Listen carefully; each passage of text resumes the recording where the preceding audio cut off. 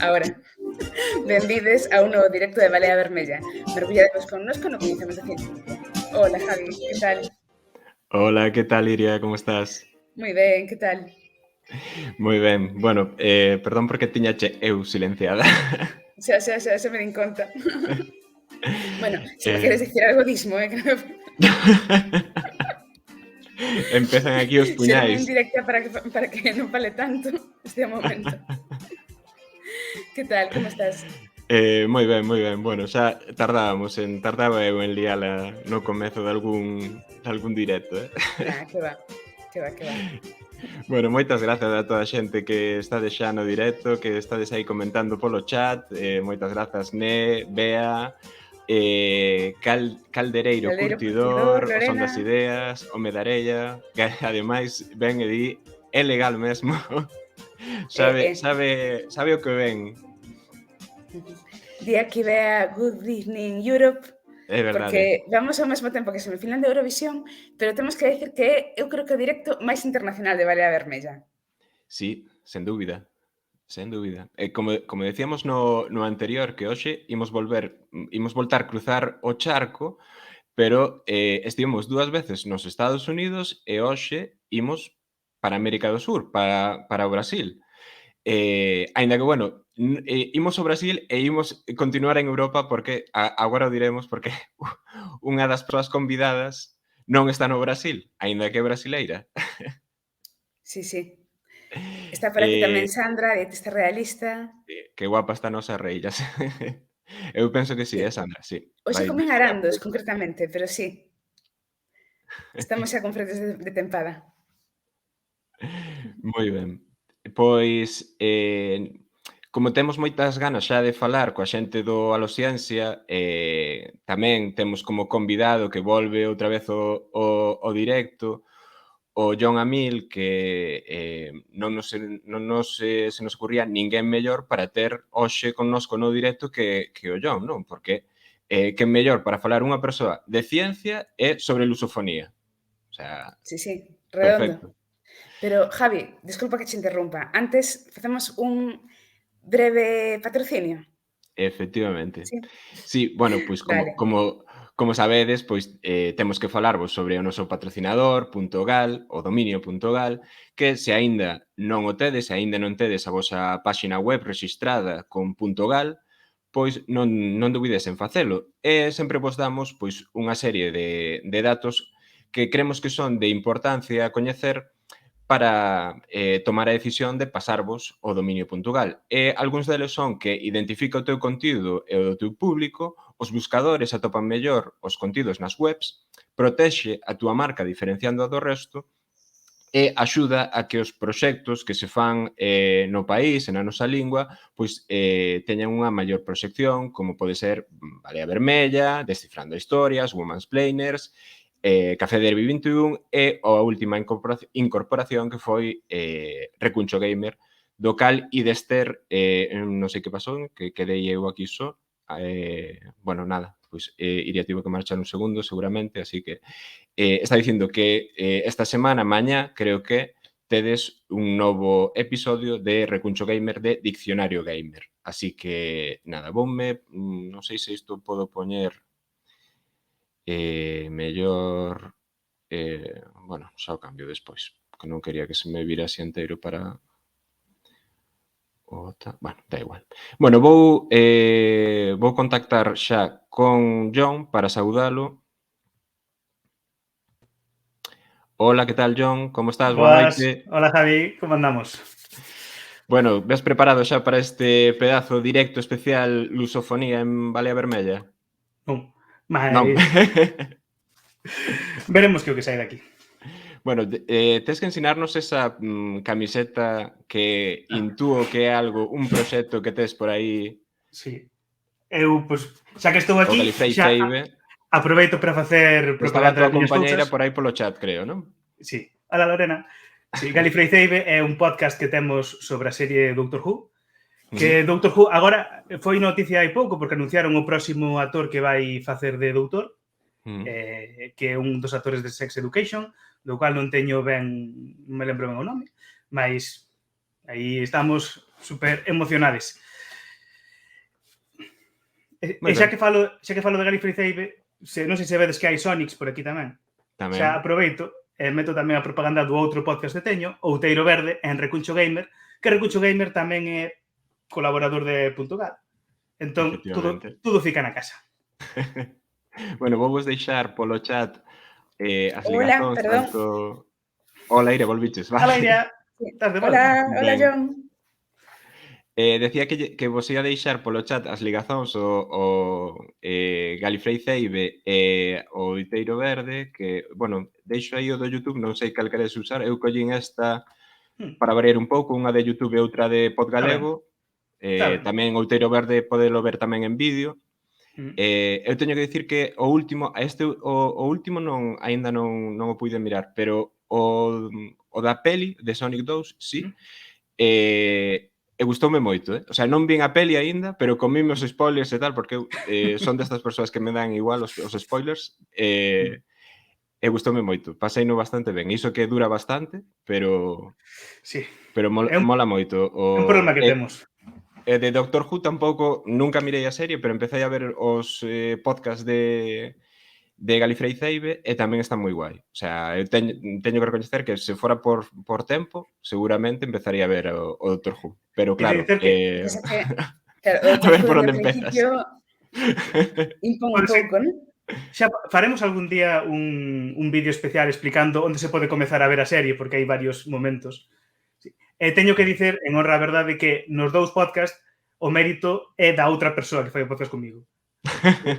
No caso de Gallifrey Ceibe, quen fai a montaxe dos vídeos, quen fai que todo fique maravilloso é a Lorena, e no caso do Outeiro Verde, quen fai a realización, quen fai todo o tema tamén é o Iago. Entón, eu aquí son o que fai bulto. Pois parabéns a Iago e a Lorena por ese traballo, e nada, ti, pois, cando queiras, podes marchar dos dous podcasts e que fan eles un conxuntamente e xa está. Pois sí, non era mal.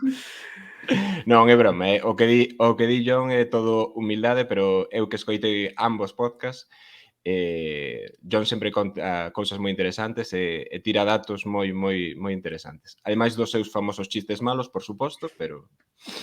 Eu que non sei de onde saca a John é o tempo, porque cantos proxectos á vez te rulando?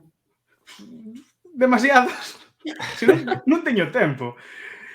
En galego respondo no traballo, aí en un minuto que teño libre, saco aí o telemóvel, estou aí, arroba en galego. Porque non me dá a vida, non sei. Pois nada.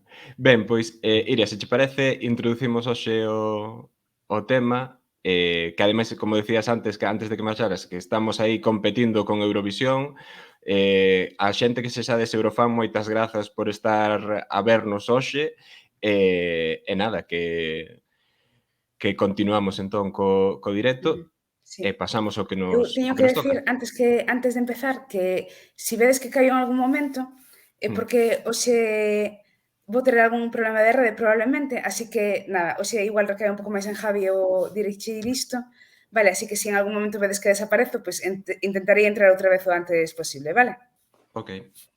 Beleza. Ben, pois que daslle ti, Iria, queres que introduza eu o tema? Eu, se queres, que ademais de ter aquí a John, que, como sabedes, xestiona o perfil de redes de En Galego e a consultoría lingüística de Agal, así que, como vamos facer un directo lusófono, pois pareceunos que era a persoa ideal. Así que imos saudar a Claudia e Marcelo, dous dos integrantes da equipa de Aló Ciencia. Ok, un momento que vou coller a transición. Aí está. Wow. Olá, benvindos. Olá. Hola, benvindos. Olá. Boa tarde, boa noite, gente. Bom, o que for. Boa noite. Porque, se queredes, explicamos a Camila non está no Brasil. Onde estás, Camila? Eu moro na Finlândia por alguns anos. E vou continuar alguns anos. Até eu terminar meu doutorado. Podemos dizer boa noite. Aqui pode ser boa noite. Boa noite. Sim, boa noite. Então, Marcelo, sí que boa tarde, não, Marcelo? Sim, aqui boa tarde. Boa tarde. 4 horas agora. Sí. E por isto decíamos que é o programa máis internacional de Balea Vermella, porque estamos en varios países, en 2 continentes e en varios fusos horarios distintos. Sim, isso tudo é muito bom. Muito obrigada pelo convite, gente. Uma honra participar aqui. A gente está um pouco nervoso, porque a gente está acostumado a fazer podcast. A gente grava e consegue editar depois. Ao vivo é mais difícil. Sim, é difícil, é difícil. Ben, pois para quen non coñeza, Marcelo e Camila son dous dos integrantes do podcast Aló Ciencia, un podcast brasileiro de divulgación científica, pero son cantos sodes? Quantas persoas sodes no podcast? Atualmente a gente está em 8 pessoas. 8. 8. Unha curiosidade que é que a maioría, ou quase todos, sodes de bioloxía, xente biólogos. Isso, 7 dos 8 são biólogos. Então, alô, ciência. É quase um alô biologia, né? É um alô ciências Aqui- naturais, né? Porque a Aquí oitava todos somos de integrante- ciencia. A oitava integrante é da geologia, então entra nesse grande das ciências naturais, né? Biologia e geologia. Moito bom. Pois, para comezar, se parece, imos vos preguntar se vos que facedes un podcast coñecedes o Twitch, sabíades do Twitch? Sim, conhecia já a Twitch, mas mais por streaming de jogos, né? Não jogos. tanto como uma ferramenta de divulgação científica. Uhum. Já não Do tinha entrado em contato. Brasil non coñecedes a ninguén que estea facendo divulgación no Twitch? Olha, algumas pessoas eu até conheço, não da área das ciências naturais, mas o pessoal das ciências humanas e sociais, algumas pessoas fazem, né? Principalmente com leitura de obras, né? Obras clássicas, então vai lendo e vai discutindo um pouco, teorias marxistas, mas de ciência eu não tenho contato. Mas eu também não usufruo muito da Twitch, então não tem como eu conhecer muito também. É você, Camila? Para a ciência é a mesma coisa. Vocês foram os primeiros que eu conheci fazendo divulgação de ciência na Twitch, que eu conhecia a mesma coisa que o Marcelo conhecia. Tipo, ou estudo conjunto também. Tem bastante gente que faz estudo conjunto na Twitch, mas não para fazer divulgação científica. Assim, para ciências naturais, né? Mas, pois aproveitamos para recomendar outro canal de ciencia e divulgación, tamén en galego. Aquí o compañeiro que está por aquí no chat, o Son das Ideas, que é o Darío, que tamén ten un canal no YouTube moito interesante, que é ese nome, o Son das Ideas, o Son das Ideas, e fai divulgacións con animacións de física. Están moito interesantes. Se vocês, como falamos antes antes de emitir, se vocês non perceben algo polo noso sotaque ou algunha palabra que vocês non entendan, vocês dicen e nos traducimos ou intentamos traducir, que por eso temos o John. Eu sou un intérprete agora. Não, mas eu acho que vai ser tranquilo. E a mesma coisa vale para vocês também. Se a gente falar alguma coisa que seja gíria, que a gente não esteja muito por dentro, seja gíria, às vezes só sai, assim, a gente explica também. Perfecto. Okay. Pois, a outra cousa que lles queríamos preguntar era precisamente que estamos a falar dúas variantes da mesma lingua. Queríamos saber se vocês sabían da existencia do galego, de Galiza, e que lles parece? Que lles parece este descubrimento? E despois creo que John nos vai contar un pouco exactamente que é o que pasa aquí. Eu conhecia a região da Galícia, assim, não que eu conhecia, que eu já fui, mas eu sabia que existia a região da Galícia, E sabia que existiam outras regiões com línguas próprias dentro da Espanha, como o País Basco, por exemplo. Mas eu não sabia que era tão semelhante ao português, assim, ou que era uma variante da língua portuguesa, na verdade. E aí eu me surpreendi quando eu vi a live na Twitch, os episódios anteriores de vocês, e eu fiquei surpresa o quão parecido que era. E eu falei, eu consigo entender. Eu achei, assim, surpreendente mesmo, me pegou de surpresa. E você, Marcelo? Eu desconhecia completamente, assim, a região e a língua também.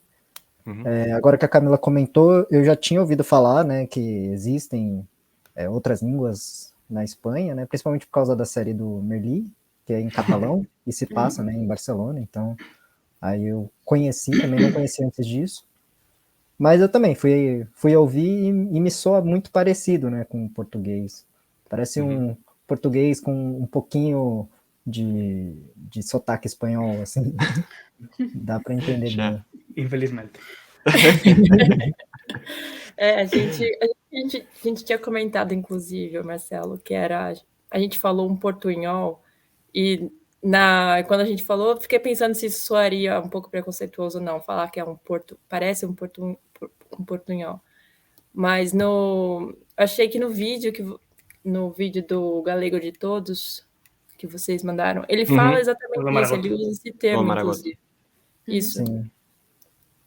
Eu achei... Mira, por aquí pregunta Bea se entenden mellor o galego que o portugués de Portugal.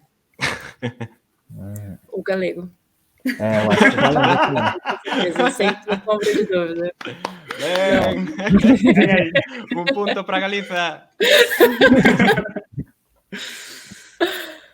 Não, acho que o galego é bem mais fácil, assim, de entender. As vogais são mais abertas e a gente consegue não fazer tanto esforço, assim, para entender. Não sei se o Caramelo tem contato com pessoas de Portugal, mas aqui na Finlândia tem bastante gente de Portugal. E às vezes a gente fala a mesma língua, mas eu preciso me concentrar bem mais quando estou conversando. Falo assim, não, vamos focar aqui na conversa. Sí, nos na Galiza temos a mesma sensación que temos que concentrarnos moito máis para perceber o portugués de Portugal que o portugués de Brasil. E seguro que John nos pode explicar un pouco por que pasa isto. Teño que falar xa do meu.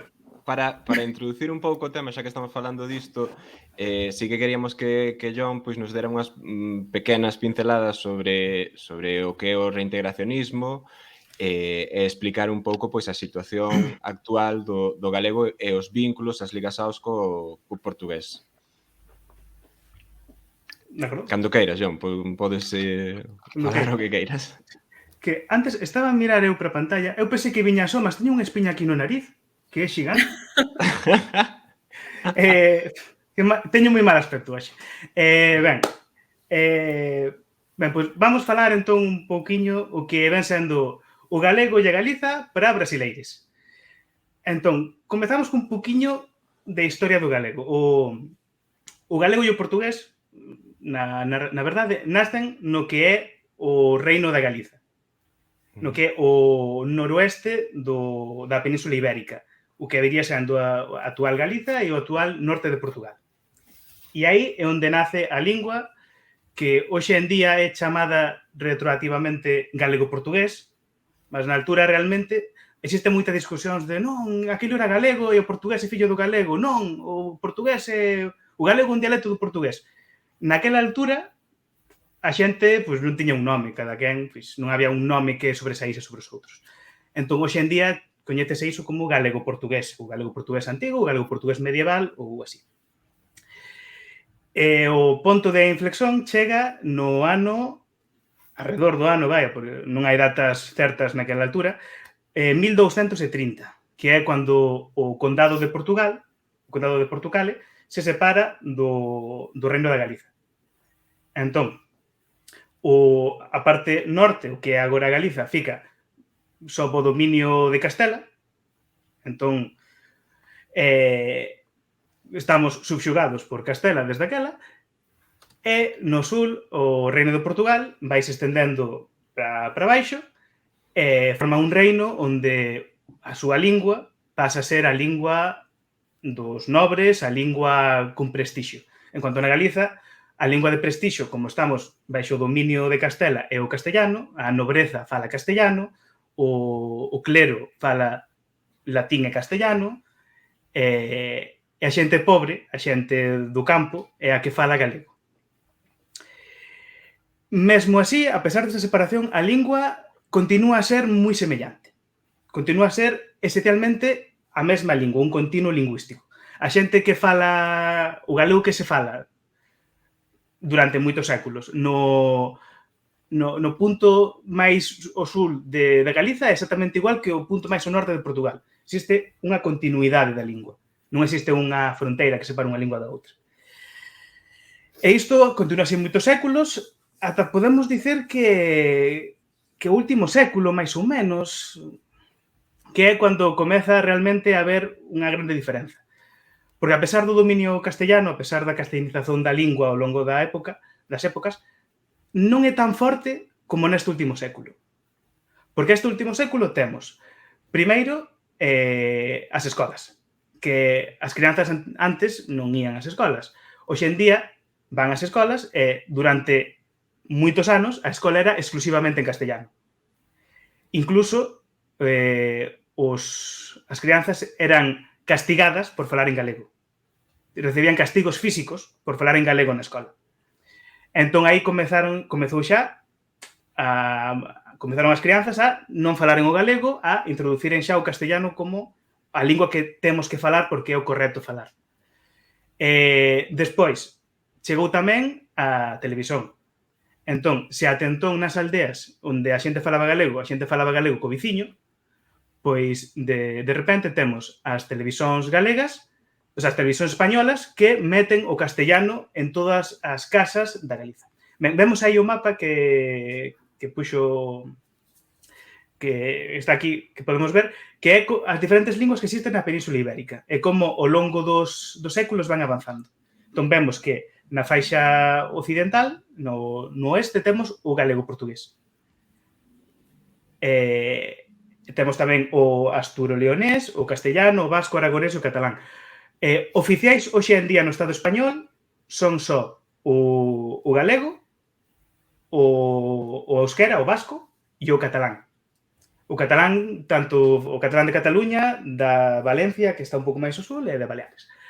As outras dúas linguas, o asturo-leonés, que aí pon leonés, e máis o aragonés, non son oficiais hoxe en día no Estado español. Non teñen algún recoñecemento, mas non son oficiais, infelizmente. Estou a ser moito confuso ao falar. Entón, que acontece? Que hoxe en día chegamos ao presente. O galego que estou a falar eu agora é moitísimo máis castellanizado do que o galego que falaba a miña avó, por exemplo. Porque eu tiven a escola en castellano, tiven a televisión en castellano, tiven o cinema, que é unha cousa que pode chamar a atención, que aquí os cinemas na Galiza proxetan os filmes en español exclusivamente, non proxetan os filmes en galego. Os xornais que hai nos quiosques están todos en castellano, con excepción de un, que está en galego. Nos canais de televisión existen 2 canais en galego contra 20 ou 30 en castellano. Na Netflix, en HBO, en Amazon Prime Video, Disney Plus, todo iso non ten o galego. E moitas veces nen sequer ten o portugués. Aquí ven en castellano e dan por feito que toda a xente galega vai querer o castellano, que non importa a nosa lingua. Entón, todo iso fai con que a lingua que falamos nós, estexa moito castellanizada. Daí un pouco que decía o que preguntaba Camila do tema do portuñol. Por un exemplo, eu teño unha avó, eu agora moro no País Vasco, a miña avó mora tamén no País Vasco, mas é galega, e cando a miña avó veu morar aquí, pois no ano, non sei, sería década dos anos 50 ou 60, a súa nai, a miña bisavó, veu de visita. A miña bisavó só falaba galego e era incapaz de se entender coa xente daqui que falaba castellano. O galego era tan diferente naquela altura que ela non entendía o castellano e a xente que falaba castellano aquí no País Vasco non entendía o seu galego.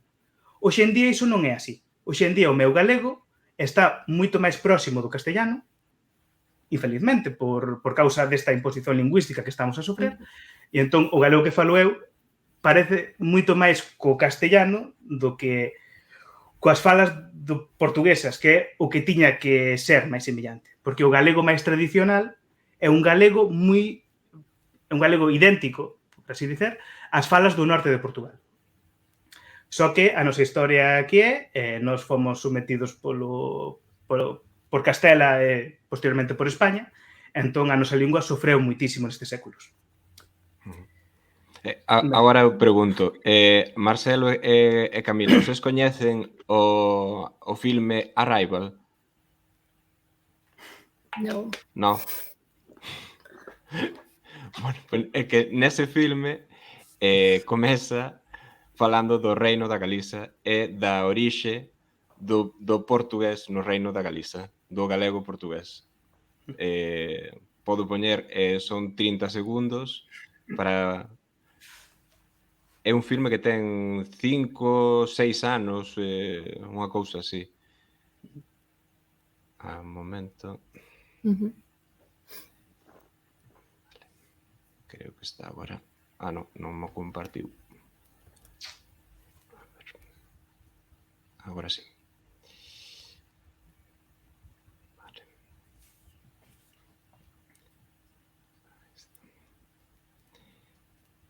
A ver.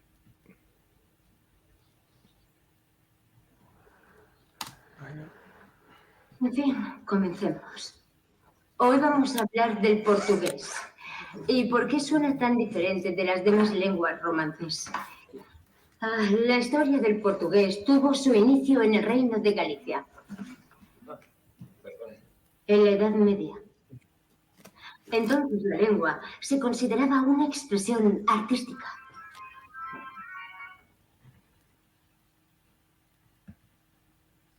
Bueno, isto é dun xornal catalán, se non me equivoco, pero iso está en español a dobraxe. Mais este filme ao comezo fala sobre isto. Bueno, pois fora como dende aquí da Galiza non sabíamos nada disto, non sabíamos que os guionistas tiñan isto pensado, pero parece que sí que se coñece a un pouco a orixe da nosa lingua máis alá das nosas fronteiras. Eu posso tirar uma dúvida? Esse é o filme que chegam os extraterrestres? Sim. Então eu assisti. Eu só não lembrava desse começo. Eu achei que era um filme sobre a história da Galícia de forma geral, mas não. Não. Tá. Non. Entendi. Não, é filme de Hollywood. Ah, tá. Não, eu assisti esse filme. Eu não lembrava do comecinho, desculpa.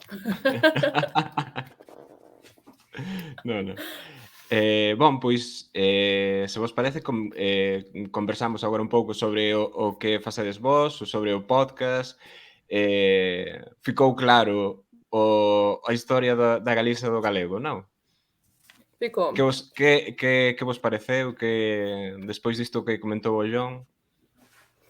Não, eu achei bem interessante esse processo que ele fala também, tipo, de imposição da língua espanhola sobre o galego e como que isso modifica o galego.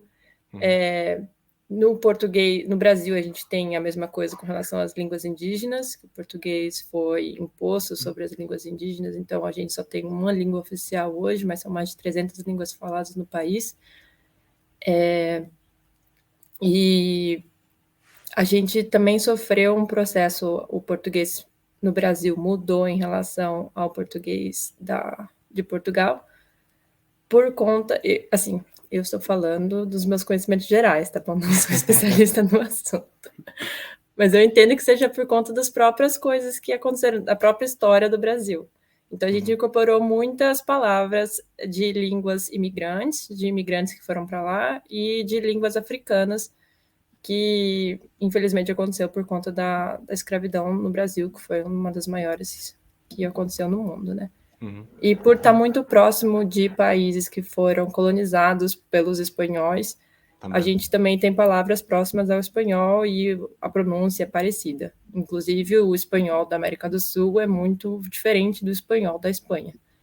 E eu acho que a dificuldade de entender o português do Brasil, que um brasileiro tem de entender o português de Portugal, seja semelhante à dificuldade de alguém da América do Sul, de vários países que falam espanhol, entender o espanhol da Espanha. Então, acho que a gente compartilha um pouco dessa questão linguística, assim, apesar da história ser diferente, há semelhanças, né? Sim. Eu só quería dicer, se me permitides un segundinho, facer unha mención a que o galego, na súa forma escrita, ten dúas normas diferentes. Entón, vos seguramente, ao ver este podcast ou así, veríades o galego escrito cunha ortografía semellante á do castellano. E existe unha outra ortografía que é o galego, que é a ortografía que uso eu, que é esencialmente a ortografía portuguesa para escrever o galego. E por motivos históricos existen esas dúas, porque nun momento en que o galego non era escrito, porque era da xente pobre que non tiña acceso á escola, cando se comezou a recuperar o galego, a xente galega o que coñecía era a ortografía do castellano. Entón, comezaron a escrever coa ortografía do castellano. E hoxe en día, a ortografía, digamos, oficial a que se ensina nas escolas é a ortografía castellana. Entón, nos escrevemos... Ui, John, creo que te perdemos. Non me perdades. Non. Recuperaste? Voltou. Agora. O galego nas instancias oficiais é escrito con ortografía do castellano, co ñ, o N co til por riba, e así. Mas somos moita xente que escrevemos o galego coa ortografía que chamamos reintegracionista, o galego reintegrado, o galego internacional. Ui, volvemos outra vez. Voltamos perderte, John.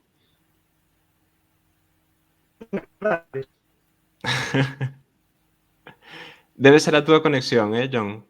Ai, non me fodes. Espera. Agora voltaches. Ben, pois xa me mola, ben, entón, iso, que temos unha ortografía que é a maiormente usada e temos outra ortografía que usa moita xente tamén, mas que non goza aínda de status oficial, que é a converxente co portugués, que é a que prefiro usar eu, porque entendo que se o galego é a mesma lingua que o portugués, ten que ser escrito da mesma maneira, coa mesma ortografía. Entón, que veredes as dúas cousas cando faledes con galegos, cando interaxades con xente de Galiza, veredes esas dúas maneiras de escrever o galego. E xa está. Eso quería apuntar iso. Perdoai que estou a falar muitísimo e non quero falar tanto, que eu non son moi importante. Para que aportes glamour tamén, pero tamén para que chegues estes coñecementos. Claro. Efectivamente.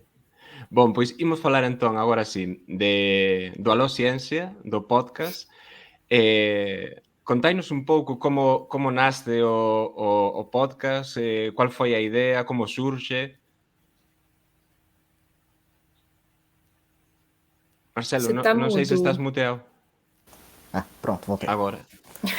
O Alô Ciência como projeto, né, ele começa com basicamente um grupo de amigos, né? Por isso que a gente tem muitos biólogos, porque a gente é amigo de graduação, né, então, da faculdade, e a gente pensou, vamos continuar se encontrando de alguma forma, porque, né, a faculdade acaba depois de muitos anos, e a gente queria continuar com algum projeto. E a gente sempre teve essa coisa que unia todos nós, que era a educação, né? Então, trabalhar em projetos que tenham a ver com o ensino de ciências, fazer algumas discussões políticas também. Então, a gente tem isso como um pilar da do Alô Ciência, e falar de ciência, né, de uma forma geral. Sempre puxando o peixe para a biologia, porque é a nossa área, mas a gente tentando sempre fugir, né, de sempre falar o que a gente sabe e trazer pessoas para falarem coisas que a gente também não conhece dentro da ciência. Então ele começou faz 5 anos, né, em 2016, 6 anos agora, vai fazer 6 anos agora em agosto, 2016. E atualmente a gente está com 131 episódios. Tá? Acabou de lançar o último episódio, que é número 131. Então a gente tem produzido a cada 2 semanas, mais ou menos, os episódios. Sim. E aí, como a gente falou no começo, agora a gente está em 8 integrantes, né? 7 são biólogos. Então, eu, a Camila, a gente tem o Jefferson, o Marco, o Lucas, a Amanda e a Bia, que é da geologia. Né? Então, a gente tem... E o Leandro. E o Leandro, que é o mais novo integrante. Ele... de 8. Contei errado aqui nos dedos. Quen é o que fai as ilustrações? As ilustrações é o Lucas. O Lucas. Muito é o bom. Nosso biólogo artista, que atualmente trabalha mais com ilustração, né? Mas sempre fazendo essa ponte de tentar trazer essa forma de arte para a divulgação científica, que também é uma coisa importante que geralmente a gente esquece, né, enquanto cientista. Ele trabalha em aquarela e assim também, não? Sim, as primeiras, se vocês olharem, as primeiras ilustrações ele fazia em aquarela, ou ele fazia em nanquim no papel e depois coloria digitalmente. Aí agora, como ele já, né, comprou vários equipamentos, agora ele faz tudo na arte digital, porque agiliza o processo. Né? Tem trabalhado mais com arte digital agora. Bom, estamos a ver a web do Alociência, alociencia.com.br. Aquí podes atopar todos os seus episodios, tamén no Twitter e no Instagram, que están aí polo chat. E as ilustracións que son unha pasada. Sí, están moito ben. Non sei, Camila, se queres engadir algunha coisa. Eu acho que o Marcelo fez um bom resumo da origem do projeto. E sim, o Lucas arrasa demais. Dá pra falar do nome, né? Por que surge o nome Alô Ciência? Né? Qual que foi a ideia? A gente pensou em fazer uma temática, né, pro episódio. Então, nosso episódio, geralmente, ele começa com a vinheta, e a vinheta tem uma ligação. Que é até a voz do menino que fala é um programa infantil que tinha na televisão brasileira na nossa infância, né? Que era um menino que ele imaginava muito, e aí ele recebia uma ligação, e aí ele começava a fantasiar várias histórias, ele viajava para a Lua e tal, e a gente gostava dessa série. E aí trazer essa temática de ser uma ligação era uma forma também de tentar se comunicar com o público de alguma forma, né? Porque o podcast ele é uma mídia que é muito unidirecional, né? Diferente, por exemplo, de uma live, que pelo menos tem alguém interagindo com você no momento que você está fazendo, o podcast a gente faz o que a gente quiser, publica, e se alguém achou alguma coisa ruim, se alguém gostou muito, a gente fica sabendo só depois, né? Só depois que já foi pro ar. Então a ideia era ter uma forma de comunicação e trazer alguns áudios do público. Nunca deu muito certo de trazer os áudios, mas por, assim, não sei, desorganização nossa, porque era o plano. Que era ter tipo, um canal de comunicação maior, mas assim, acabou que ficou o nome trazendo essa ideia de comunicação, né? Então a gente tem trazido bastante pessoas de fora das nossas áreas para conversar. Então, o alô seria uma forma de diálogo, né? Uma divulgação científica mais dialógica, mais dialética. E é uma pergunta, né? Por isso que carrega o ponto de interrogação também. Que deixa todos os e-mails muito mais difíceis de serem escritos. Né? Olá, pessoal do Alô Ciência. Seria como quando contestas ao telefone, não? Alô Ciência? Isso, é exatamente essa ideia. É a sua pergunta, é um pouco essa ideia. É por isso que o nosso símbolo é um telefone também, né? Porque essa é a ideia de que alguém ligaria pra gente para começar uma conversa. E é daí que vem o logo também. Sim. Mira, hai por aquí unha pregunta polo chat que pregunta aquí o Darío que como se coordina a xente para gravar podcast cunha diferenza horaria tan grande. Olha, a gente tem também, a Bia está na Itália também, fazendo doutorado. Na Itália.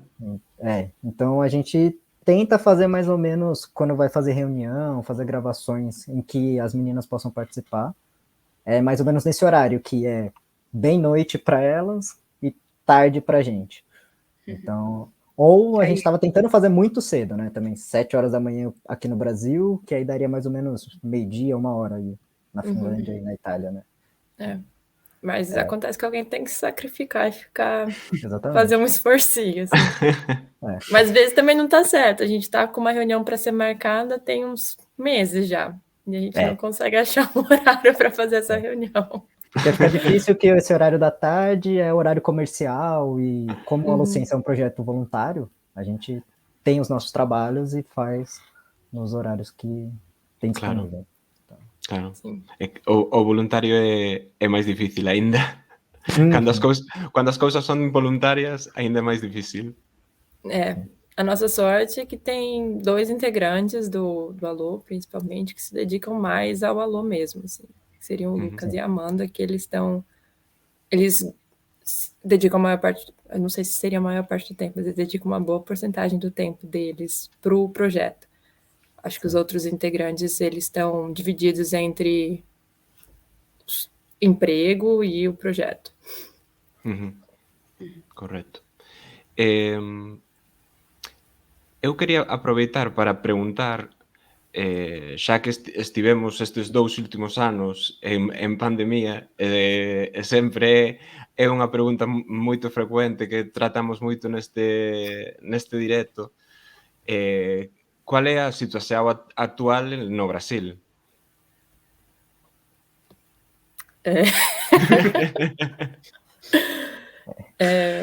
Eu estive no Brasil, eu posso dar uma perspectiva bem básica, Marcelo, porque eu estive no Brasil só no final desse ano, né? Eu vim para cá em 2019, eu não consegui voltar até o final do ano passado por conta da pandemia. Então, o que eu sabia era por meio de notícias, assim. E eu sabia que a situação tinha piorado bastante nesses últimos 2 anos, em relação ao desemprego, a quantidade de moradores de rua e fome. E também os casos de coronavírus que basicamente não tiveram cuidado praticamente nenhum do governo federal. Mas eu acho que eu me surpreendi bastante quando eu voltei ainda. Tipo, a inflação estava bem alta, a quantidade de moradores de rua estava, assim, num nível que eu nunca tinha visto. E acho que foi uma surpresa bem negativa nesse sentido. Mas acho que o Caramelo viveu tudo isso, então ele pode contribuir mais. Assim, a gente, enquanto cidadão, ficou meio abandonado durante a pandemia, né? Apesar de o Brasil ter um histórico bom de saúde pública, né? E acho que a gente tem que realmente ressaltar todos os profissionais da saúde pública do Brasil, não teve muita diretriz em nível federal, então não teve nenhuma. Basicamente, a política de combate ao vírus foi aglomerar e vamos transmitir que uma hora chega a imunidade de rebanho, né, uma imunidade coletiva, e é isso, porque a economia não pode parar, que não sei o que, não sei o que. Só que foi horrível, porque morreram mais de 600 mil brasileiros, né, na pandemia, que para uma população de 230 milhões é uma porcentagem grande, né? Considerando que a gente tem um sistema público de saúde muito eficiente, com muita estrutura que poderia acolher essas pessoas que acabavam pegando a doença, foi um número muito acima do que ele suporta, né? Em questão econômica, a Camila deu uma análise ótima, assim. No meio da pandemia, eu resolvi mudar de um apartamento para uma casa, porque, né, já que eu vou ficar confinado, pelo menos que tenha um quintal e que dê para tomar um pouco de sol. E aí, por estar numa casa, é muito mais direto o contato que você tem com a rua e com as pessoas que passam na sua porta, né? E nesse último ano que eu estou morando nessa casa, não teve uma semana que não passou pelo menos 2 pessoas pedindo ajuda. Tipo, as mesmas pessoas passam falando, olha, tá difícil, perdi emprego, tá difícil, estou com uma doença, o sistema de saúde não tá dando conta, não tem tal remédio para mim, então deu para ver assim bem de perto como tá a situação. Isso me lembra um pouco mais acho que na época da nossa infância, né? Eu e a Camila, a gente tem mais ou menos a mesma idade, próximo dos 30. Acho que a Camila já chegou nos 30. Passei já, amigo, Passou passei. Tô quase lá. Na nossa infância tinha, né? Era um Brasil diferente, né? Porque teve uma grande... Acho que no mundo todo, né? Teve um bem-estar social um pouco maior ali pelo começo dos anos 2000, né? Até o final de 2010, que mudou bastante, né? Então, o Brasil dos anos 90, que eu lembro, era uma situação mais, assim, muita violência, muitas pessoas em situação de fome extrema. Deu uma melhorada nesses anos aí, entre 2000 e 2010.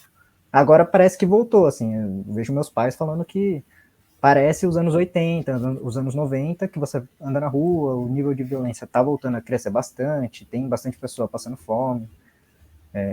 E é isso, né?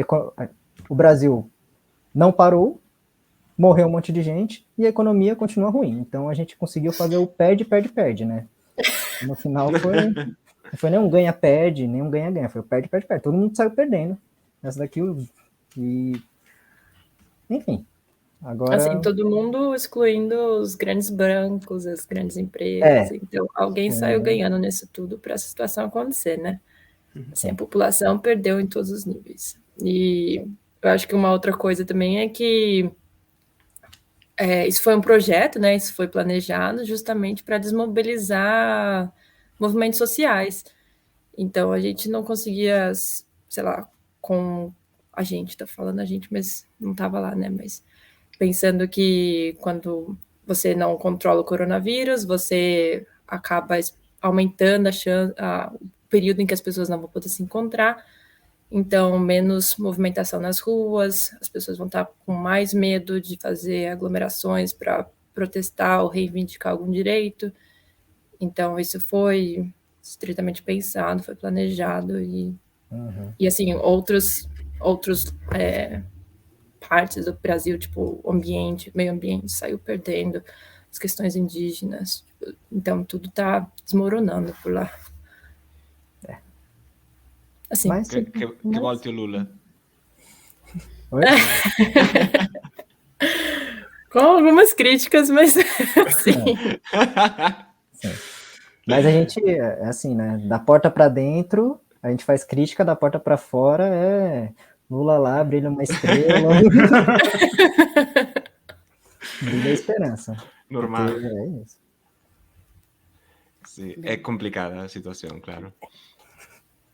Sim. Ben, hai aquí algunha cosa polo chat que igual podíamos rebotar.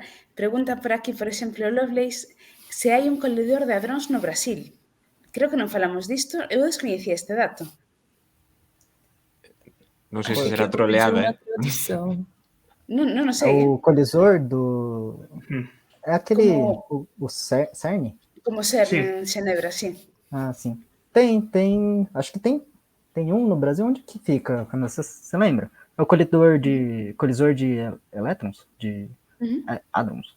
Hadrons. Tem no Brasil. Eu sei que tem.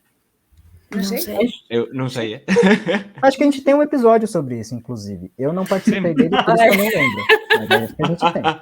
Muito. Eu posso dar uma pesquisadinha rápida. Das partículas, das mini partículas da vida. Estou perguntando... Di que en serio a pregunta, así que Sí. eu non coñecía o dato. Díselo en serio que me contou un compañeiro, pero máis modesto que o de Suiza, creo. Agora estou googleando. Eu googleei tamén non apareceu, pero eu non coñecía ese dato. Sabía que había un Estados Unidos que se desmantelou, que era o Tevatron, pero desmantelouse eu creo que a finais dos 2000. E despois estaban facendo aquí unha brincadeira polo chat tamén sobre se era galego da Costa da Morte, porque hai algunhas zonas de Galiza na que teñen un sotaque moi semellante ao dos brasileiros. Ah, é? Olha só. Que massa. Nós non o temos, pero hai xente na Galiza que fala eu, por exemplo, falo e digo Galiza, o Z español, pero a pronuncia de moita xente na Galiza é Galiza, pero vai por zonas, eso pode explicarlo se quere John, que vai explicar mellor que a min, pero hai zonas na Galiza que, por exemplo, a palabra zona, eu digo zona e hai xente que di zona. Sí, básicamente, na Galiza existen dúas maneiras de pronunciar os sons sonoros, os sibilantes, os s. Entón, nós non temos o sonoro, non temos o de, eu que sei, facer, non temos o Z, o C, non temos na Galiza. Entón, existe unha parte que fai todo S, que fai todo S.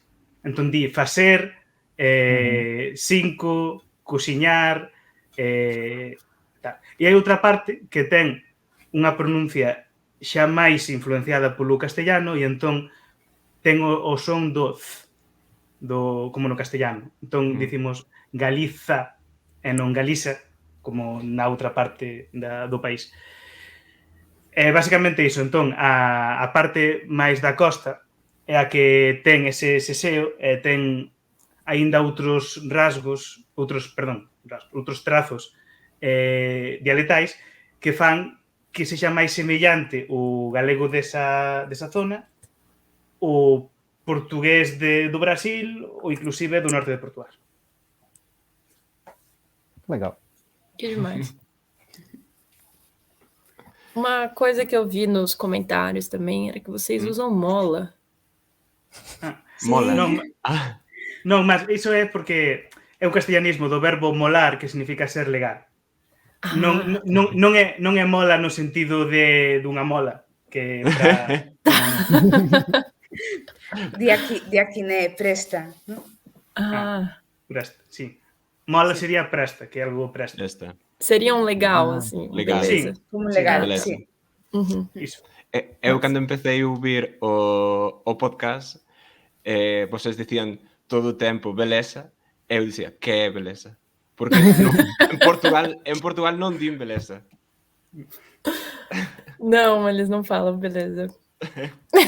Isso é bem português. Eu, ao principio, non sabía que mesmo. dicían. Beleza. Beleza está bonito, né? Está beleza. Tudo bem, tá bem. Legal, ok. Legal. Podemos seguir? Ok. Ótimo, Beleza. creo que di moitos portugueses tamén, non? E no Brasil tamén teño ouvido da hora, ser moito da hora. Sim. Sí. Eu acho que isso é mais de São Paulo, né? Então a gente fala bastante o da hora. Sim. Mas acho que tem variações no Brasil todo para legal. Tipo, massa. Massa. Top. Show. Show. Show. Bom, Ben, pois tiñamos a última pregunta, se queredes, para ir pechando. Que queríamos preguntarvos tamén. Dúas, máis ben, non? Dúas. A do episodio e o da divulgación. Non? O do episodio. Que non lles fixemos o que nos falaran sobre un pouco sobre o seu episodio ou sobre os episodios. Sí. Sí. Fai ti esa se queres primeiro, Javi. Perdonade, que como tiven que andar entrando e saindo. Non, a ver, o que queríamos antes da última era preguntarvos se nos podedes dicir cal é o voso episodio ou episodios do podcast que máis vos gustou facer ou do que máis vos gostastes de facer. Ou que aprendestes máis. Marcelo, quer começar? Vou dar uma olhada aqui na lista aqui pra relembrar. Eu tenho São muitos episódios. Eu tenho um que eu tenho, acho que como preferido, já falei em algum outro episódio que era meu preferido. É o episódio de morte, eu não lembro o número dele. Uhum. Que ele... Isso, que é morte... Acho que era o que é morte o nome. Acho que é luto, não é? Luto. Acho que é morte. Tô- Mas a gente tô- também fala de luto no episódio. Sim. Eu acho que ele é Isso um é dos muito meus bom. preferidos porque ele é um dos que me faz pensar ainda hoje, assim, tipo, sempre que a gente passou, principalmente na pandemia agora, por muitos episódios de morte, luto, e sempre fiquei pensando, assim, tipo, nas reflexões que ele traz e em como diferentes culturas encaram esse processo, né, de perda. E é uma coisa que eu tento descobrir para mim mesmo, como funciona, e eu acho que esse episódio, ele ainda pode ter mais desdobramentos, acho que ele é só uma pincelada bem básica, mas é um dos que eu mais gostei de fazer. É o episódio 52. Por que falar sobre a morte? Isso. Andamos agora polo chat, se o queredes escoitar, a xente que estades agora no directo. Eu este non... Xa é de hai uns anos, non? Moi de feito. 18, sí, 2018. Isso. Hum. Isso já tem uns anos. Mas ele rendeu até que bastante, assim. Ano passado teve um podcast que surgiu só para falar sobre morte. E aí eles contataram a gente para participar de um episódio, para discutir a nossa participação nesse episódio. Din aquí no chat, dicen no chat que na Galiza a morte é un show mesmo. Un show. Aquí hai unha relación complicada coa morte. Ah, sim? Por quê? Culturalmente temos unha relación coa morte moito intensa. Temos moitas tradicións que teñen que ver coa morte, moita... que non sei como explicalo, pero... a ver, non, complicada non, como di Bea, non. Complicada non é, Aquí pero... que en que sitio non hai unha relación complicada coa morte? Efectivamente. Non, pero hai moitas tradicións que teñen que ver coa morte e hai moita obsesión, podemos decir, coa morte, non? De falar moito da morte. Ah, que De interessante. Beber moito, non? Sí, reflexionar Facer sobre a moito morte. plano para cando morras, que é o que vai pasar. Ah. Pagar seguros Interessante. para cando morras, para que te enterren dunha determinada maneira. Uhum. Misas despois de que morras, oficios religiosos, todo ese tipo de tradicións culturais. Sim. Legal. É uma relação complexa, então, seria, tipo... Sí. Sí. É unha relación de moitas tradicións, como diría, religiosas, cristiás, pero tamén pagás. Tamén veñen de antes, entón, pois é iso. Esquelas na radio. Sí, Sí. as notas necrolóxicas. As notas Sí, necrolóxicas da xente que morreu. Ese ten moito costume de nos xornais, na radio e así, de informar de quen morreu, e a xente moi interesada en coñecer quen morreu. É sério. Ai, morreu ninguén, morreu non sei cá. Sí. Isso parece bastante interior do Brasil, né? Sí. Em que todo mundo comenta quem morreu, por que morreu. Uhum. Inclusive, hai unha conta de Twitter. Hai unha conta de Twitter, é certo. En galego hai unha conta de Twitter que se chama Quen morreu. Entón, hai persoaxes famosas, xente do país e de fora. Sí. Aquí vea que no País Vasco que lle poñen a foto, John. Eu iso non sabía. Eu é que tampouco teño moito interese neste tema. Non foches a moitos velorios. Non, e espero que falte moitos anos para que teña que ir a un. Isso. Eu acho que também vocês tinham comentado que tem tradições religiosas e pagãs. Aí eu fiquei pensando, assim, é só um adendo. Tem alguma religião específica na Galícia ou não? Non, o que pasa que aquí a religión cristiá está máis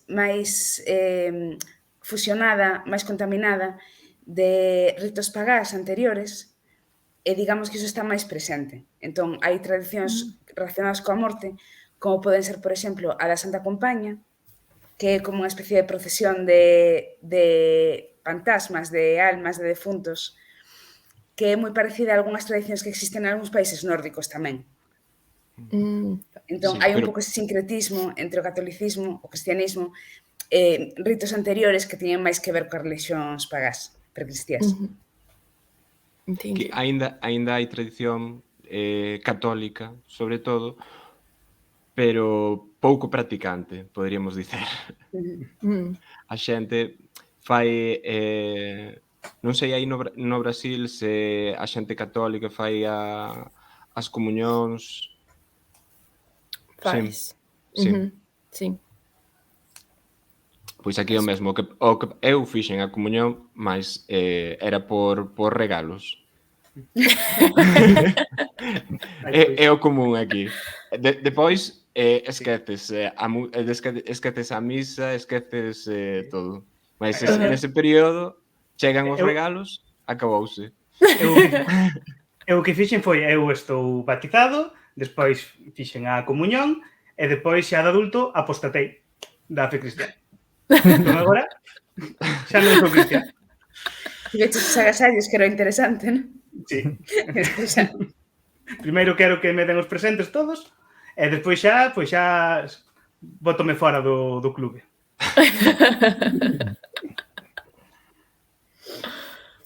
Eu quería preguntarlle a Marcelo antes de rematar, porque sí que o vin nun dos episodios, é a súa ascendencia, que o comentaras, Marcelo, nun dos de Quen Somos Nós ou un destes, non? Sim, sim. Dos últimos episodios, nos que falabas de vós. Sim. Eu tenho ascendência japonesa, né? Minha família inteira, 100% testada por um teste de DNA, por 8 gerações, sou japonês, nascido no Brasil, né? Então, tenho bastante traço assim, da cultura japonesa, muito ligado principalmente com a culinária e com alguns costumes esportivos também, né? Então, não sei se o beisebol é um esporte popular na Galícia. Pouco popular, não. Pouco popular. No Brasil também. É bem pouco popular. Mas entre a comunidade japonesa do interior de São Paulo, é bem praticado. Então, eu joguei bastante beisebol. Então, alguns traços que eu trago também da cultura japonesa, misturado um pouquinho com o Brasil. Muito interessante. E a última sí que se falla ti, Iria. Sí, para rematar queríamos preguntarvos por que achades que é necesaria a divulgación científica? Que é un pouco que nos une a todos aquí, non? Desculpa, eu não entendi muito bem a pergunta. Que por que vos parece, por que achades que é necesaria facer divulgación científica? Olha, da minha visão só para explicar um pouco, eu sou biólogo, mas eu fiz mestrado com ensino de ciências e com especificamente divulgação científica. Então eu trago um olhar um pouco acadêmico, talvez, para esse tema, mais acadêmico do que prático, mas eu penso que assim, a ciência ela é um elemento da cultura humana, certo? Então, assim como a arte, assim como a música, assim como o cinema, a ciência é um elemento da cultura que é feito por pessoas, né, que tem aí seus acertos e seus erros, mas que ela é um direito de todas as pessoas, né, uma vez que ela faz parte da cultura. Então, uma vez, por exemplo, uma pessoa que Mozart compôs uma sinfonia, né, é direito de todo mundo poder ouvir essa sinfonia, né, e ela ser aclamada como uma coisa genial, né, uma coisa grandiosa. Eu penso que a ciência é a mesma coisa. A ciência ela é feita por pessoas que vão construindo ali um pouquinho mais de conhecimento a cada interação que faz, né, a cada rodada que faz de ciência, e as pessoas têm direito de conhecer, né, e a divulgação científica é uma das formas, um dos canais de comunicação que a gente consegue trazer as pessoas para conhecer o que está sendo feito, e para que as pessoas que não são cientistas também possam fazer parte desse ambiente da ciência, né. Eu acho que a divulgação científica tem um papel interessante de fazer essa ponte e de comunicar também para dentro da comunidade acadêmica, né, de quem está fazendo ciência, o que as pessoas de fora estão falando sobre o que a gente está fazendo. Então, acho que acaba sendo uma ponte, né? A gente é o leve trás, é né? A pessoa que faz ali o walkie-talkie que vai intermediar essa comunicação. E pelo menos é assim que eu acredito, né? E por isso que tem toda essa história do nome da Holociência, né? Essa ideia vem muito junta, né, com o que eu acredito que é a divulgação científica, o papel dela. Mas assim, isso não é uma opinião do projeto Holociência, né? Uma opinião do Marcelo Caramelo dentro do projeto, mas que eu acho que a gente concorda dentro das pessoas. Pelo menos a gente compartilha bastante, assim, acho que como grupo nunca teve uma discordância com relação à importância da divulgação científica.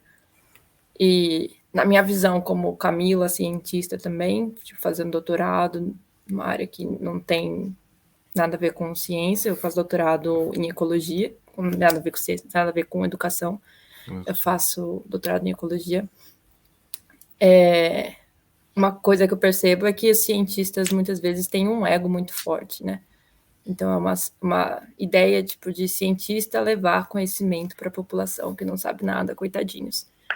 Então, eu acho que essa ideia da divulgação científica ela também tenta valorizar essas outras formas de saber.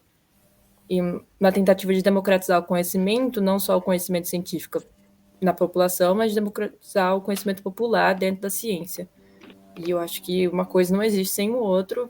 Acho que exatamente por isso que a gente tem um distanciamento da ciência hoje da população muito grande, em que a gente não tem...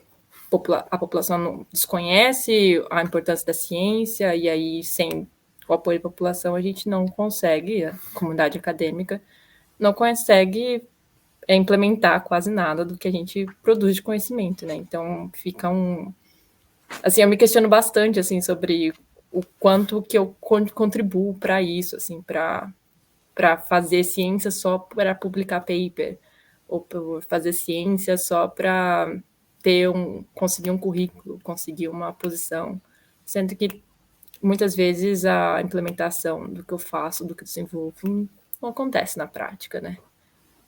Então, acho que a divulgação científica vem nesse patamar tipo, de integrar a população e comunidade acadêmica, não só integrar, mas tipo de incorporar mesmo, porque ciência não existe, não deve existir sem população, sem conhecimentos tradicionais, sem valorizar outras formas de saber, assim. Então, acho que isso falta bastante numa perspectiva científica hoje. Eu estaba a lembrar dun episodio voso falando máis menos disto, que decía que se precisa ser cientista para facer ciencia. E claro, deixa moi clara o que estades a comentar. Non sei se lembrades deste episodio. Não, é o de ciência cidadã, né? Sim. Sim, esse é bem legal. E, na verdade, não precisa, né? Claro. Você só precisa estar nos ritos que a ciência compõe, né? E aí, automaticamente, a gente categoriza quem está cumprindo esses ritos como cientista. Claro. O que é o cientista? É uma pessoa que está ali num grupo, seguindo as regras que o grupo está impondo, né? Ali para comunicação e construção de conhecimento. E aí, não precisa ser necessariamente uma pessoa em um cargo ou em uma faculdade que vai fazer isso. Qualquer pessoa que possa, né, seguir esses procedimentos, que possa se integrar, que possa contribuir de alguma forma, pode sim fazer ciência. Deve, a mí me interesa moito tamén a idea da ciencia como parte do coñecemento humano, como parte da cultura humana, non? Un pouco fuxir desta distinción entre as humanidades e as ciencias, non? Que é unha distinción un pouco artificial. Isso é uma coisa que a gente tem que trazer mesmo para o podcast, né? Que a gente não chama a ciência só ciências biológicas, ciências exatas, mas incorpora as artes e as ciências humanas também. Então, a gente é o Holociência para falar de ciência, mas a gente tem episódios sobre arte, tem episódios sobre filosofia, que não se enquadram, teoricamente, como ciências, né?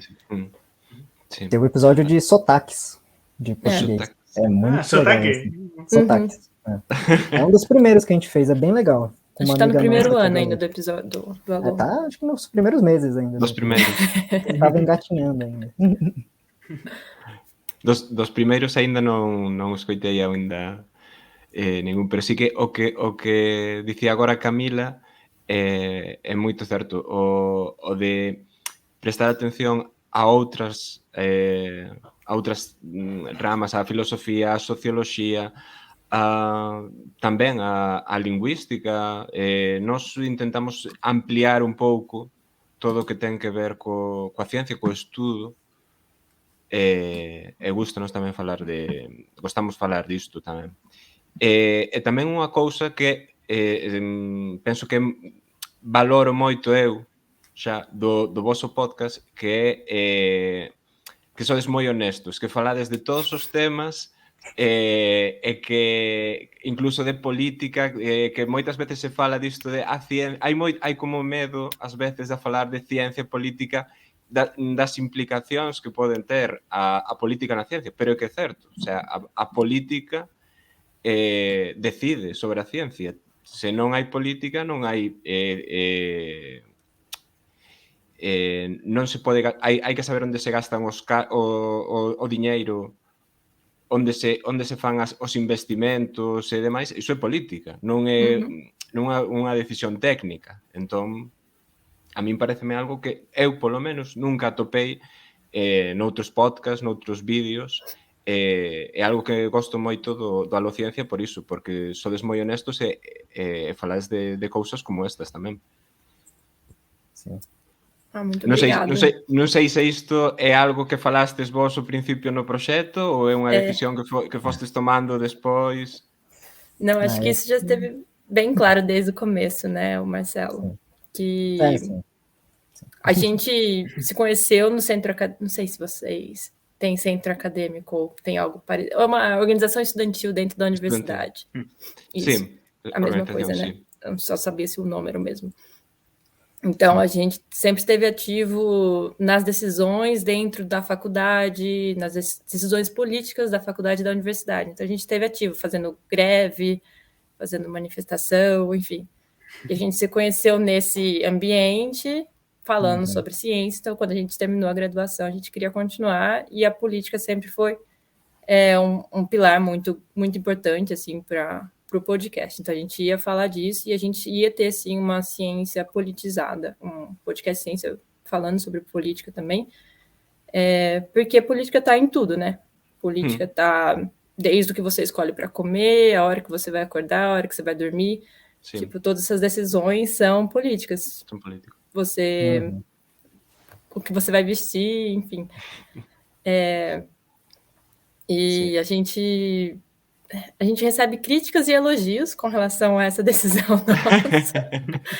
Então, tem gente que fala que a gente está disfarçado de podcast de ciência para, na verdade, fazer alguma propaganda política, ou que a gente é esquerdista. Somos mesmo. Nós aquí non nos chamamos tampouco Balea Vermella só por Raíña Vermella, que é o nome de Iria. Vermello. Isso é uma coisa que eu queria perguntar. Somos vermelhos tamén. Foi casualidade. Ótimo. Acho que aumentou a minha admiração por vocês.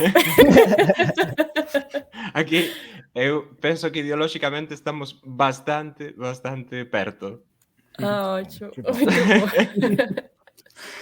Eu foi unha das sorpresas, o que digo, políticamente, é unha destas cousas que escoitando podcast ou vendo vídeos non atopas con facilidade. Por iso falaba da vosa honestidade, de tocar todos os temas e tocar isto con honestidade, con falar de política e de política na ciencia con moita honestidade e sen ocultar nada, porque non sei no Brasil, aquí ás veces parece que hai que como ocultar a túa ideoloxía, non? Como que ti non és dunha cousa nin doutra, hai un pouco ese consenso de que a ciencia é unha cousa e a política vai por outro lado. E a ver, nós non ocultamos, nós somos persoas de esquerdas aquí neste Twitch, tampouco nos van descubrir agora. É uma coisa maluca que tem acontecido no Brasil pós 2018, né? O que será que aconteceu em 2018? É que boa parte das pessoas que tem assim, veem a ciência com credibilidade, né, têm sido julgadas, têm sido colocadas nesse grande espectro do que eles chamam de esquerda, né, que na verdade não é. A gente conhece vários cientistas que são extremamente conservadores, extremamente pautados em ideias neoliberais. Sim. Mas se coloca isso porque a extrema-direita está tão esquisita, né, que a ciência virou uma pauta a ser combatida, né, como se a ciência não fosse o que levou grandes corporações a ganhar bilhões de dinheiros, né, em cima da exploração humana. Mas, enfim, e aí fica essa coisa de, não, cientista é tudo comunista, não sei o quê, sendo que não, a gente sabe que existem muitos e muitos cientistas que estão ali fazendo a sua pesquisa para criar patente, por exemplo, né? Patente em cima de conhecimentos tradicionais. É um absurdo, mas aí a gente tem que ficar nessa grande bola de contradição, né? E, no fundo, acaba que a gente firmando, né, o nosso pé, falando assim, não, a gente tem aqui a posição bem clara, a gente é contra o governo que está agora no Brasil, a gente não tem nenhuma vergonha de criticar, né, tanto a pessoa quanto o projeto de governo. Acho que assim a gente pelo menos tenta, né, desamarrar um pouco esse nó da contradição, porque senão fica assim, tá vendo, olha só, são cientistas, logo eles são. Não, a gente é pessoa, a gente é esquerdista, e a gente, por sinal, por acaso, virou biólogo e gosta de falar sobre ciência. E isso pauta o que a gente gosta de falar, tipo, são coisas que não estão muito relacionadas não, e você consegue ver que dá para usar a ciência para falar muita besteira por aí também. Né? Efectivamente. Bom, están dicendo no chat que vos temos que convidar a Galiza, así que, por suposto, estades máis que convidados a vir, a visitarnos, e faremos un tour por todo o noso país. Así que nada, iso, que cando queirades estades máis que convidados. Ademais, seguramente podemos falar con o noso patrocinador, con .gal, que o dominio galego na rede, e seguro que ten a ben axudarnos a financiar esa visita. Muito obrigada.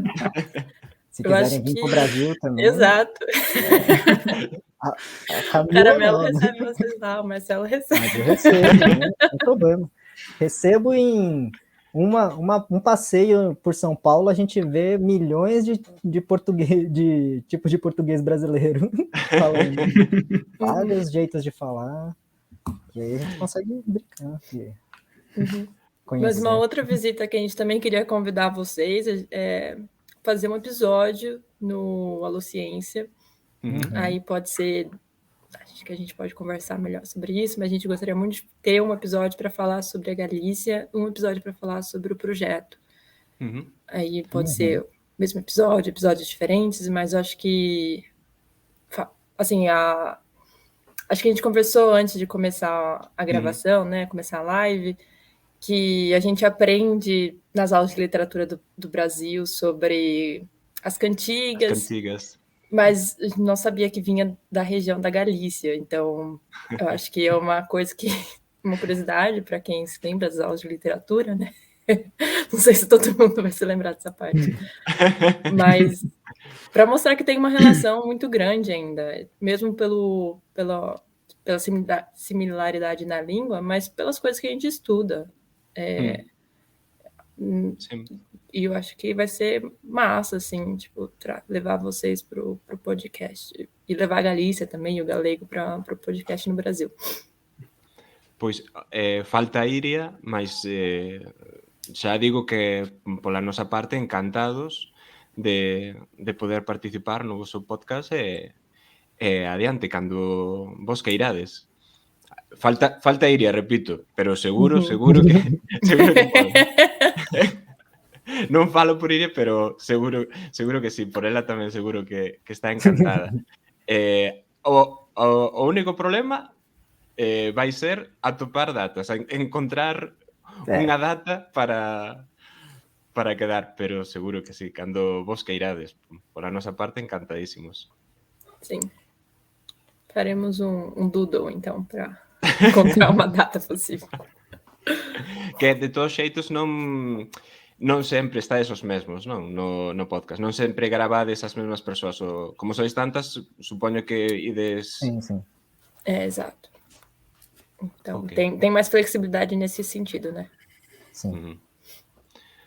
Moi ben, pois imos fechar o directo, imos despedir entón a Marcelo e a Camila. Moito obrigado por esta noite, moito obrigado por esta conversa. Penso que foi moi interesante. John, que che pareceu? Eu adorei. Por favor, eu quero máis relacionamentos entre xente de Galicia e de Portugal. Perdón, e do Brasil. Por favor. que van romper relacións. Que estamos No. xa... Non, estes días, cando falamos con John, mandáronos unha mensaxe que decía que escoitou o podcast e digo, "Buah, gosto moitísimo, é genial este podcast, non o coñecía." Eu penso que destes, repito, a toda a xente que estades agora vendo o directo, que estades polo chat, se non o coñecedes, escoitalo, porque ten episodios moi interesantes que falan de todo. É moi variado, entón paga moito a pena. Muito obrigada. E desde aquí quero animar a toda a xente que ten podcast en galego, que ten canais do Twitch en galego, canais do YouTube en galego, que conviden xente do Brasil. Que procuren o seu equivalente brasileiro e que conviden xente do Brasil. Porque isto é fantástico, isto comprobar que Nós xa temos irmandade, temos que asinar a irmandade, vale a vermella a lo ciencia. No, bueno, vou rebotar algúns comentarios. O que dicía Bea, que veñan o 25 de xullo. O 25 de xullo é o Día Nacional de Galicia, que é a festa aquí. Non sei se vocês coñecen o Apóstolo Santiago, se coñecen o Camiño. Bueno, é esa data, mas é o noso Día Nacional. Ah, que legal. Legal. E bueno, agora que decías o de legal, xusto decía Bea tamén por aquí que obrigadísimas que sois xente ben legal. Ah, obrigada. Tamén decía Lorena que é un encontro máis interesante, que que as en galego que están a adorar, decían por aí arriba. Ben, pois nada, xa non vos ocupamos máis tempo desta noite. Obrigadísimas, como decía por aí Bea, sodes geniais. Continuade así, continuade con ese pedazo de podcast, tremendo podcast que tedes, é genial. E nada, seguimos en contacto. Estades convidadas a vir a Galiza cando queirades, a coñecer o país. E iso, seguimos en contacto para seguir falando. Eu vou... Non sei que vos pareceu a vos a experiencia de Twitch e o de hoxe. Eu achei desafiador.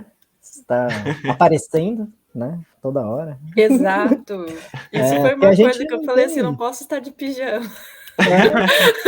Não posso gravar deitado na banho, cama. me arrumar. Exatamente. Botei brinquinho. É mais complicado, mas eu gostei. Eu acho que é um meio aí pra gente pensar também em fazer, talvez, do Alô. Talvez pensar em investir na Twitch. Pois encantadas. Ben, pois... Muito bom, gente. Obrigada. Moito obrigado a vos e nada, boa noite, Camila, Marcelo. Seguideos aí no podcast Aló Ciencia. Sí. Adeus. Saúde. Tchau. Obrigada. Tchau.